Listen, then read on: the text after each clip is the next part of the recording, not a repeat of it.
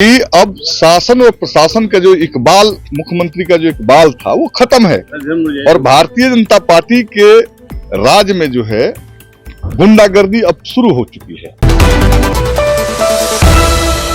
कल पटना के आईजीएमएस में देर रात बीजेपी नेता के द्वारा हथियार लहराया गया। इसको लेकर के सत्येंद्र यादव जो कि नीतीश कुमार पे जमकर हमला बोल दिया और ऐसे में उन्होंने साफ तौर पे कहा कि जो अपराधियों का मनोबल है नई सरकार के आने के बाद काफी बढ़ गया है। इसको लेकर के उन्होंने साफ तौर पे कहा कि अब अफसर भी उनकी बात नीतीश कुमार की नहीं सुनते हैं। अब नीतीश कुमार कहीं ना कहीं सिर्फ मुख्यमंत्री ही रह गए हैं और उन्होंने साफ तौर पे जमकर निशाना साधा और कहा कि जब से बीजेपी सरकार में आई है, साथ में सरकार में आए हैं, तब से बिहार में नया राज शुरू हो गया। वहीं उन्होंने किरण देवी पे जो सीबीआई की रेड पड़ी उस पर साफ तौर पे कहा कि अब तो सीबीआई से चंदा वसूली का काम करवाएगी सरकार, क्योंकि जब जब चुनाव आता है तो बिहार में सीबीआई चंदा वसूली करने चली आती है। क्या कुछ कह रहे हैं सत्येंद्र यादव, आप पहले इस वीडियो में सुनिए। अपराधी है, उनका मनोबल बढ़ा है और सिर्फ वहां नहीं, गांवों में भी भाजपा के लोग जो है अब गरीबों पर अत्याचार करने लगे हैं, अपनी दमनता दिखाने लगे हैं। लॉ एंड ऑर्डर जो है नीतीश कुमार के हाथ में नहीं है। जब उनका अफसर बात नहीं सुन रहा है, जब एक मुख्यमंत्री की बात अफसर नहीं सुन रहा है, तो आप समझ सकते हैं कि अब शासन और प्रशासन का जो इकबाल, मुख्यमंत्री का जो इकबाल था वो खत्म है और भारतीय जनता पार्टी के राज में जो है गुंडागर्दी अब शुरू हो चुकी है।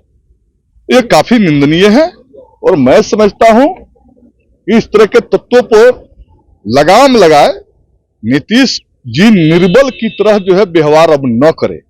आरा में राजद के विधायक हैं, उनके घर रेड चल रही है, उनके घर ईडी की छापा चल रहा है। एक बात जानते हैं ना, ये चुनाव का दौर चल रहा है और भारतीय जनता पार्टी जो विपक्षी सांसद, विधायक हैं, मंत्री हैं, उनको बदनाम करने के लिए ईडी का रेड करवा रही है।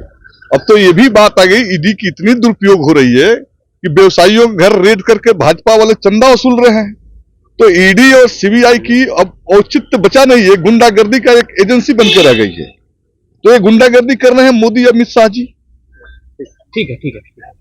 पार्टी खंडित है यहाँ और नीतीश कुमार पर उनके विधायकों का भरोसा नहीं है, हिम्मत नहीं है कि सेशन के दरमियान वो मंत्रिमंडल का गठन करे। जो ही मंत्रिमंडल का गठन करेंगे सेशन के दरमियान, आप देखिएगा भाजपा और जदयू टूट के एक अलग खेमा विपक्ष के साथ मिल जाएगा। यही डर तो सता रहा है भाजपा और जदयू को, इसलिए ये सदन के जब तक चलेगा अविश्वास ये मंत्रिमंडल का गठन नहीं करेंगे।